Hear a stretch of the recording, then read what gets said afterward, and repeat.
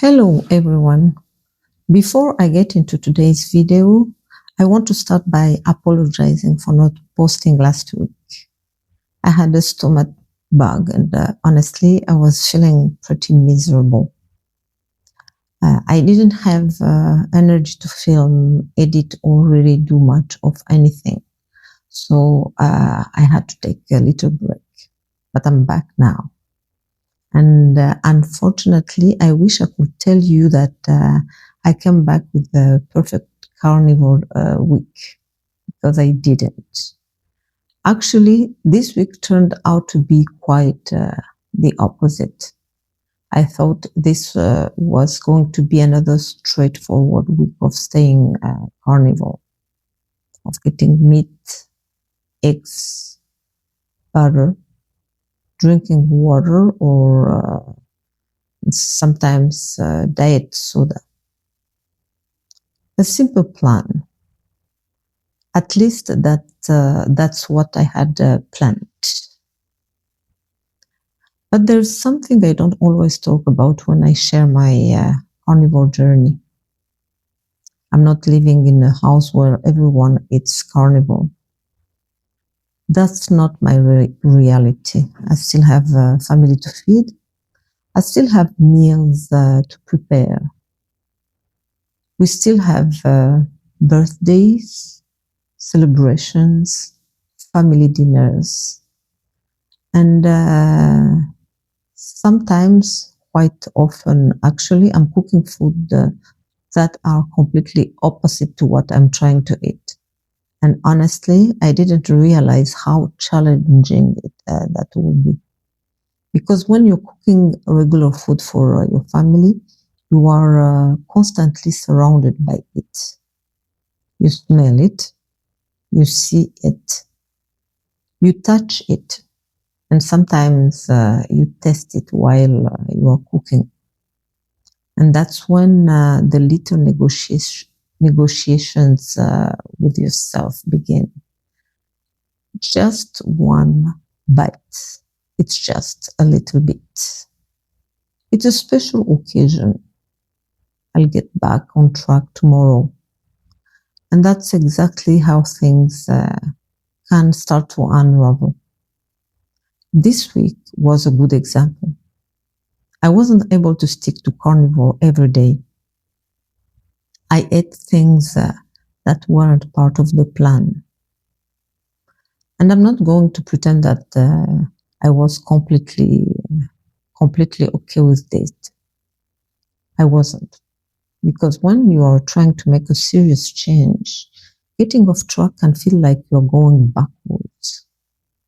You start asking yourself, am I doing this again? Am I going to lose my discipline? Is this going to become another cycle of starting and stopping? And honestly, that's something I'm afraid of. I've been through that cycle before. I know how easy it is for one meal to become one day, and one day to become several days. Yeah. This time, I'm trying to look at it differently.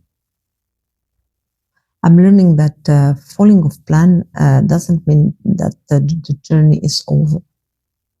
It means I have to be honest about what happened and decide what I'm going to do next. And that's what today's video is about. I'm not going to show you a perfect carnivore week, because it wasn't perfect. Or far from it, actually. I'm taking you through what this week really looked like.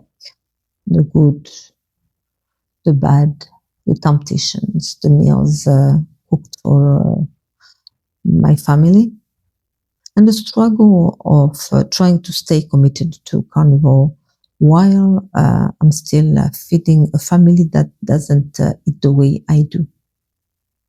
Because that is my reality. And if I'm going to document this journey honestly, I think you need to see the difficult days too, not just a steak on the plate when everything went perfectly. So yes, I got off track this week. Yeah, but I'm still here and I'm still trying. I'm still figuring out how to make this lifestyle work in my real life, not in a perfect carnivore bubble. So let's get into this week. First, I had to lead a staff meeting.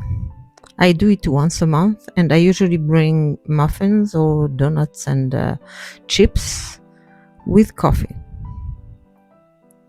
I haven't found a way to feed them low-carb snacks yet. If you have ideas to help me with that, drop them in the comment section, please, because usually people are not carnivore and they find our way of eating very weird. But I don't have a choice. I have to buy them those snacks full of sugar. After that, it was my husband's birthday and we had guests, and they are not carnivore or low carb. I spent the whole day cooking mostly standard American diet meals, and unfortunately I wasn't able to stick to carnivore every day. I ate things that weren't part of the plan. And for a moment, it felt like I was going backwards again. But I'm learning. I'm learning something important. Falling off plan doesn't mean the journey is over. Yes, I have a family to feed. And my family doesn't eat carnivore. They don't want to eat the way I do. So while I'm trying to keep my meals very simple, I may be preparing a completely different meal for someone else. And that is complicated. And that's when things get problematic. Because food is everywhere. The smell, the texture of the food, the sauces, the seasonings, the tasting when you are cooking, and even something as simple as checking whether something is salty, needs more salt, can become an opportunity to eat something that wasn't part of the plan. And when you've spent years eating a certain way, these things are not nothing. They are habits. They are routines. They are automatic. Sometimes I don't even realize I'm doing it until the food is already in my mouth. And that's exactly why I don't want to pretend that this journey is always easy.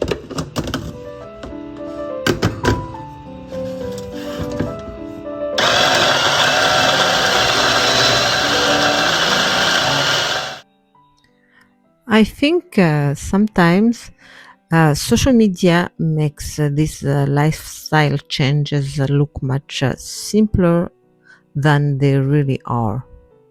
You see someone's beautiful steak, their perfectly cooked eggs, their clean kitchen, their nice plate.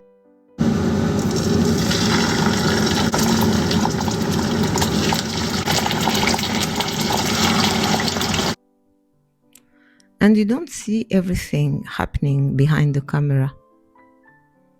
You don't see the family meal you are cooking. You don't see the cravings. You don't see the moments when you think, maybe I'll just take a little bit. And that's what happened to me this week, unfortunately. Some days I wasn't a strict carnivore. I ate food that I had decided not to eat, and I'm not going to pretend otherwise. I could easily make this video and only show the parts where everything went perfectly. But that wouldn't really be my journey. Because I'm not trying to create a perfect diet story. I'm trying to create a sustainable change in my life. And sometimes sustainable change includes setbacks. The important thing for me was not to turn a few off-plan days into an entire off-plan week or month or year. And that's something I've done before. One meal becomes one day becomes a weekend. Then you tell yourself, I'll start again Monday. And suddenly Monday becomes next Monday. And I know very well that cycle. I've lived it. So this time I tried to look at those few days differently. I didn't tell myself I failed. I told myself, okay, that happened. Now what? A few hours later. And the answer was simple. Get back to carnivore. No dramatic restart, no punishments, no trying to compensate for what I ate. Just get back to the plan. So this is the whole meal I've made, including the cakes and the fruits. And a lot of them are not carnivore. But seeing everyone gathered around the table and my husband blowing the candles, that's the moment I want to remember. The next morning. When I need to get back on track, I don't make things complicated. I go back to the basics. For me, that means beef, butter, eggs, salt, water, and sometimes other low carb spices. That's it. I don't need a complicated carnivore recipe. I don't need a dozen ingredients. I don't need to recreate pizza or bread or dessert with carnivore substitutes. Actually, the simpler I make it, the easier it becomes for me. And today I'm keeping it very simple. I'm cooking beef in my cast iron pan, adding butter, seasoning with salt and pepper, and that's dinner. No complicated recipe, no measuring, no preparation marathon, just meat in a hot pan. And while I'm cooking, I have to remind myself why I'm doing this. I'm not trying to win a competition. I'm trying to change the direction of my health and my life. And that takes consistency much more than perfection. And honestly, this is where carnivore becomes easy again. Because look at this, a good piece of beef, butter, salt. That's it. I don't need much more. The sound of steak hitting the pan, the butter melting, that's it. And today I'm eating smoked salmon as a side dish. And that is how I like it.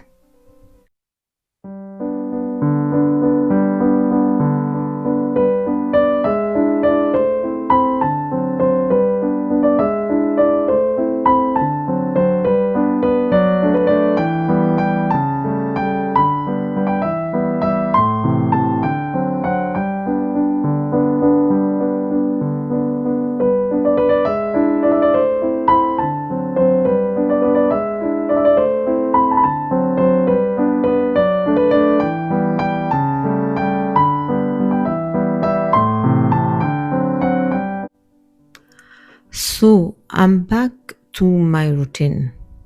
And here's another thing I'm still holding on to: my coffee. I'm having it with cream and Splenda. This is definitely not part of my ideal carnivore plan. And I know that if I'm serious about where I want to go with this, eventually I'm going to have to let this go too. But I'm not there yet. I'm trying to be honest about where I am right now. I've already made several changes, and I know myself well enough to know that trying to change everything overnight doesn't always work for me. So for now, I'm still having my coffee this way, but quitting the cream and Splenda is on my list. I think that's one of the biggest lessons I'm learning. This isn't just about food. It's about habits. It's about things I've done for years. And it's about comfort. And sometimes, even when you know something isn't helping you reach your goal, you are not quite ready to let it go. That's where I am with my coffee. But I also don't want to use that as an excuse to stop moving forward. I'm not pretending that everything is suddenly perfect. I'm still figuring this out, and I'm also still there. And maybe that's what matters most right now. Thank you so much, everyone, for watching until the end. See you in the next vlog.